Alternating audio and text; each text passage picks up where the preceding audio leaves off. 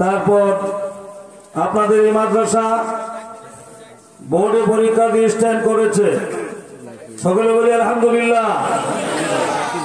দুইজন ছাত্র বোর্ডে স্ট্যান্ড করেছে, সিরিয়াল পেয়েছে, তাদেরকে আমরা পুরস্কৃত করব বইয়ের মাধ্যমে, ইসলামী বই দ্বারা, এবং আমাদের মাদ্রাসা বার্ষিক পরীক্ষার মাধ্যমে যে সমস্ত ছাত্ররা পরীক্ষা উত্তীর্ণ হয়েছে প্রথম দ্বিতীয়, তাদেরকেও পুরস্কৃত করব।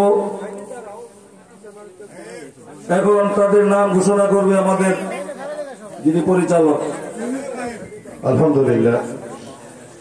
এখন প্রথম দিনে ভাগ নেবেন মোহাম্মদ আরাফাত শেখ, পিতা মোহাম্মদ হাসান শেখ, গ্রাম পশ্চিম বানকাই, পোস্ট অফিস কর্মা, থানা লাহোর, জেলা মুন্সিগঞ্জ।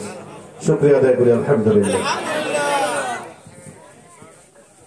দ্বিতীয় যে পাগড়ি পাবেন মোহাম্মদ মাজেদুল ইসলাম, পিতা মোহাম্মদ রবিউল ইসলাম, গ্রাম জয়দেবপুর, পোস্ট অফিস বারারকুলা, থানা আলফাডাঙ্গা, জেলা ফরিদপুর।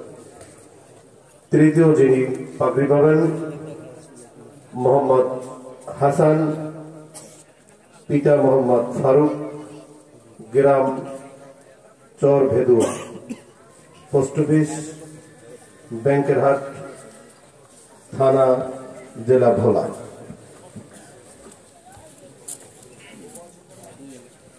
সম্মানিত এলাকাবাসী, আপনাদের সকলের সাহায্য সহযোগিতায় এই মাদ্রাসা চলে। তো আপনাদের এটাও জানা দরকার যে এই মাদ্রাসায় কি লেখাপড়া হয়, ছাত্ররা কতটুকু আগে যাচ্ছে, ওস্তাদরা কতটুকু মেহনত করতে পারছে। এই মাদ্রাসার সুদক্ষ যে বর্তমান মুহতামিম আমাদের শ্রদ্ধাভাজন বড় ভাই হাফেজ মাওলানা সাইফুল ইসলাম সাহেব, আরো দায়িত্বে আছেন মুফতি বাজিদ আহমদ সাহেব।